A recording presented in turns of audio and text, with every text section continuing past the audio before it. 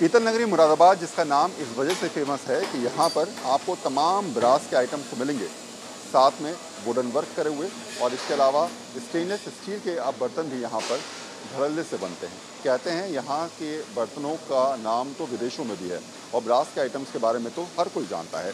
तो मैं फ़िलहाल एक फैक्ट्री में हूँ और यहाँ पर आपको समझाने की कोशिश करूँगा कि आखिर किस तरीके से बनाया जाता है ब्रास का आइटम, किस तरीके से बनते हैं बर्तन और किस तरीके से अलग अलग तरीके की चीज़ों को यहाँ पर बनाकर विदेशों में सप्लाई किया जाता है। तो मेरे साथ रचित जैन है जो इस कंपनी के मालिक हैं फैक्ट्री के।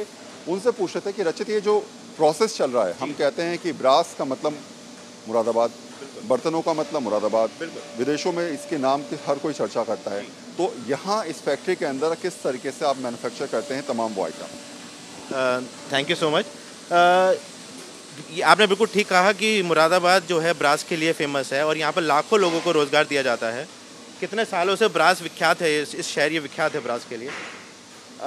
ब्रास महंगा होने के कारण जो है अब थोड़ा सा कम प्रचलन में हो गया है और इसलिए उसके सब्स्टिट्यूट्स आ गए हैं।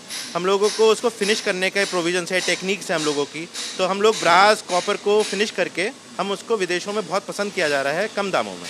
अच्छा, ये क्या हो रहा है इस समय, अगर हम इसकी बात करें, ये क्या बना रहे हैं आप? ये होटल लाइन की एक आइटम है जिसको हम टेबल शेल्फ कहते हैं और ये सारी ही आपके रेस्टोरेंट्स में फूड मेकिंग के लिए यूज़ में आती हैं।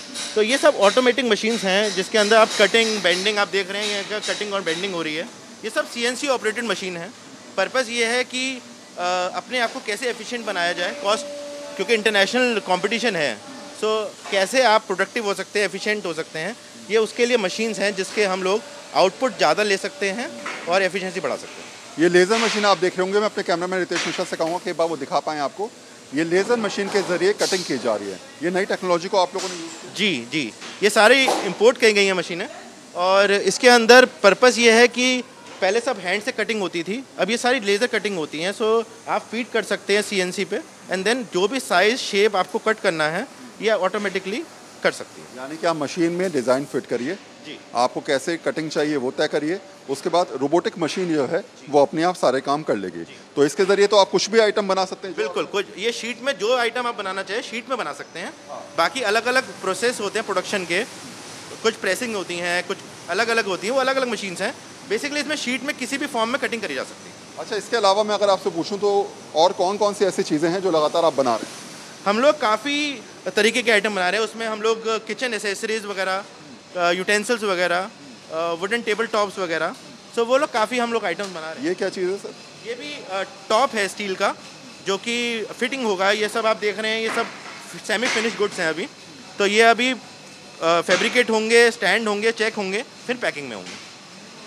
अगर ये आप समझेंगे तो ये तमाम वो ऐसी चीज़ें हैं जो आजकल जनरल पर्पस पे यूज़ होती हैं, साथ साथ रेस्टोरेंट्स में यूज़ होती हैं और घरेलू प्रयोग में भी इनको लाया जाता है। अगर इसकी बात करें तो ये इसे हम कढ़ाई कहेंगे सर, क्या बोलेंगे?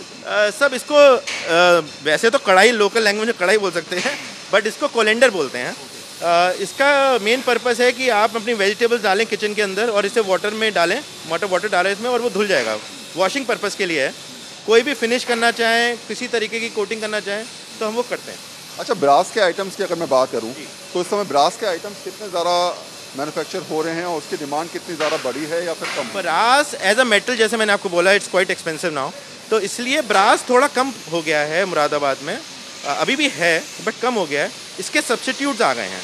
तो अगर आप बल्क वॉल्यूम में देखें, आप इंटरनेशनल बात करें, आप बड़े बड़े कस्टमर के बारे में वॉलमार्ट की बात करें, कॉस्को की बात करें, तो उनका जितना ट्रेंड है वो कॉस्ट इफेक्टिव हो गया है और उसके लिए हम लोगों को मेटल चेंज करना पड़ा। तो हम लोग अब आयरन, स्टील, अदर मटेरियल्स में काम कर रहे हैं जिसके अंदर we can do different finishes.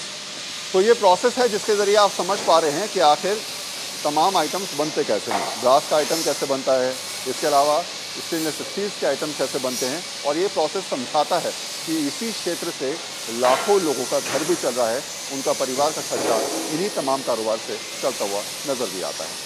Camera person Ritesh Mishra के साथ वरुण सिन्हा, आज तक।